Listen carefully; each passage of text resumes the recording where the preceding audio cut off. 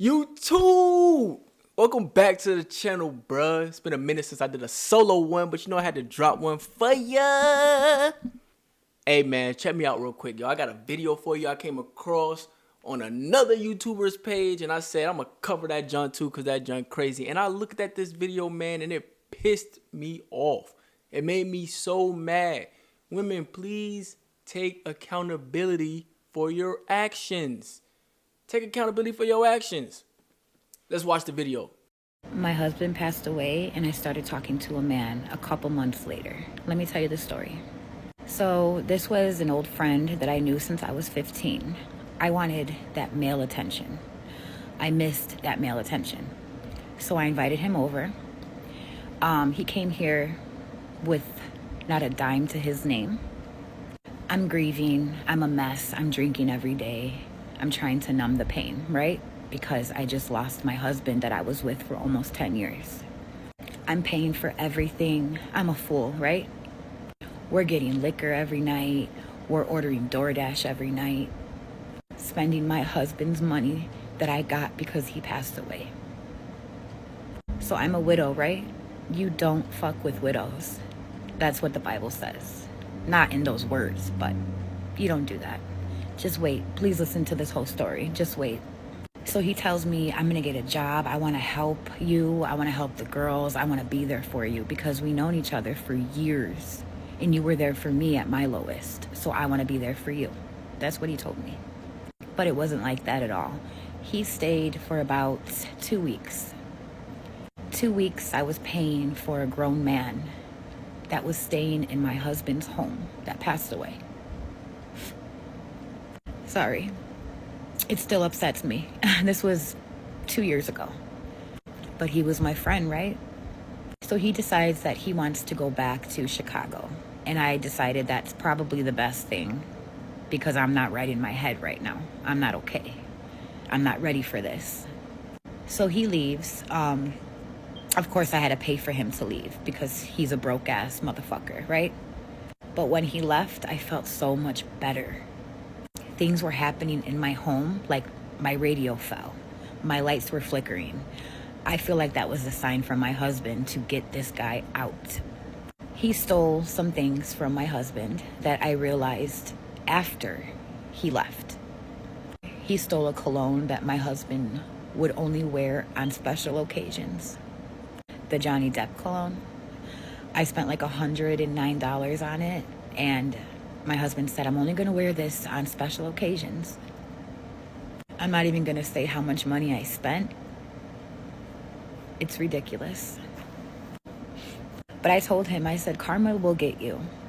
Sorry, my daughter called me. But I said, karma will get you because you don't mess with widows. I was at my lowest point in my life and you stole from my dead husband and myself. You started talking to a man. You wanted male attention. Let's not forget that.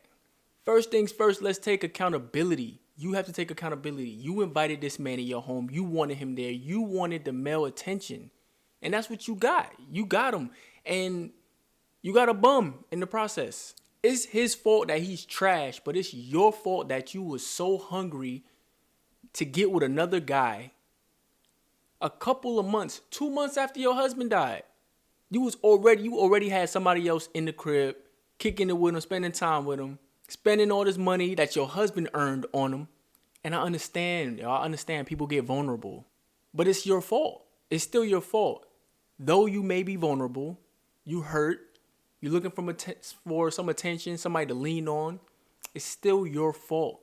His fault was where he decided that he was going to take advantage of the situation. That's his fault. But your fault is when you decided you was going to let him in. You decided you needed male attention that quickly. 2 months later, you still grieving.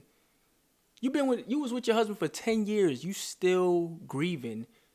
2 months after he passes, somebody already in there clapping your cheeks. Somebody in there clapping your cheeks. You talking about the lights was flickering and the radio fell.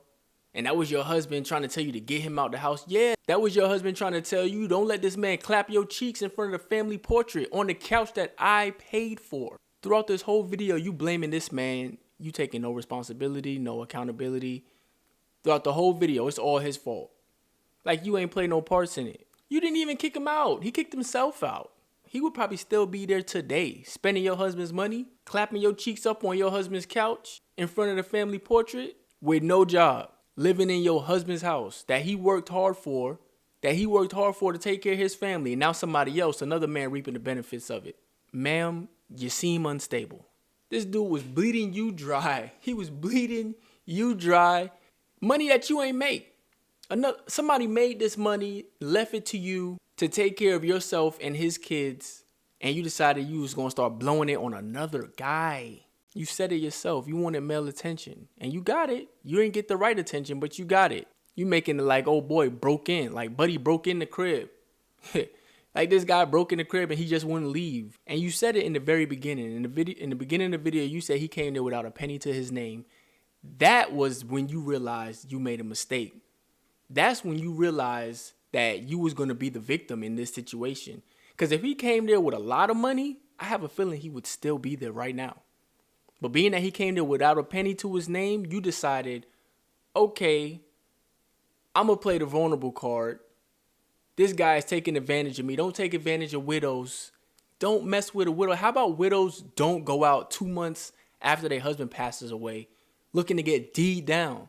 He's telling you everything you wanted to hear. He told you that he was going to get a job. He was going to get there and get a job. And he wanted to take care of you and take care of the girls. He told you that he was just telling you what you wanted to hear. Instead, when he got there, y'all drinking every night. What kind of man trying to get a job is drinking every night? Blowing all the money that's not his on DoorDash, ordering out every single night and drinking every single night. That sound like somebody that's trying to get a job to you, or that sound like somebody that's just trying to have fun? Hey, man, I just want to drop a quick video for you real quick. You feel me, man? Hey, I'm glad you came back. Come back again for the next one, and the next one, and the one after that, too. Do me a favor, like, comment, subscribe, do all that good stuff. Do it now. I'm going to peep you in the next one. Peace.